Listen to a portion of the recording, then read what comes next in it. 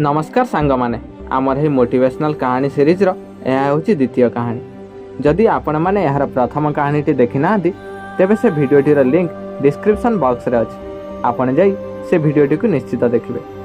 यही कहानीटी एक छोट बालक विषय जे निज स्वप्न को साकार करने को संघर्ष करुला। यही कहानी आमको शिक्षा दिए जे आमको सफलता पाई संघर्ष करने को पड़िबो एवं आमर कठिन परिश्रम निष्ठा एवं परिश्रम बिना आमे सफल हो पारिबो नाही। एकदा एक छोट पिला निज गरीब पितामाता सहित एक छोट गाँव में रोला जोठारे आर्थिक संकट देखा देइथिला। पिलाटीर मनरे बड़ स्वप्न थिला, से जड़े सफल व्यवसायी हेबाकू चाहूला। पिलाटी प्रतिदिन लाइब्रेरी को जाई सेठारे बसी दिन सारा बही पढ़ुला। तांको पाखरे टंकाटिए नथिला, किंतु से कौनसी असुविधा को परास्त करने को स्थिर कर देथिला।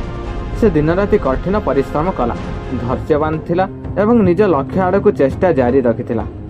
पुअर पितामाता तांकर कौशल एवं परिश्रम पाई गर्वित थिले एवं ताकू सर्वदा समर्थन करुथिले। समय गला एवं पिलाटी मध्य बड़ हला।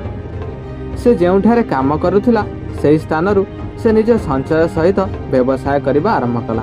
कौनसी समय मध्यरे से जने सफल व्यवसायी होई पारिथिला।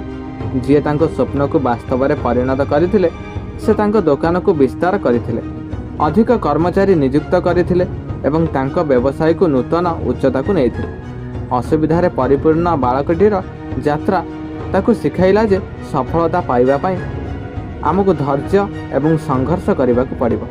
टंका शक्ति किंबा सामग्रीर अभाव सत्वे बालक निज स्वप्न को साकार करने पाई सर्वदा कठिन परिश्रम कला एवं निज लक्ष्य प्रति उत्सर्गीकृत रहिला।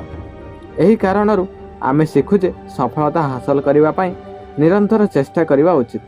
आमे आमर स्वप्न को प्राथमिकता देवा उचित एवं सेगुड़िक हासिल करने पाई सर्वदा कठिन परिश्रम करने उचित। जीवन में जेकोसी क्षेत्र हेउ संघर्ष एवं परिश्रम आमर सफलतार मुख्य चाबी। कौन मु गोटे सब्सक्राइब पाइबार हकदार कि? जदि हाँ तेबे भिडियोटी को लाइक शेयर और सब्सक्राइब करदेवे और भिडियोटी आपण मानकु केमिति लागिला कमेंट बॉक्स रे जणाइदेवे। नमस्कार।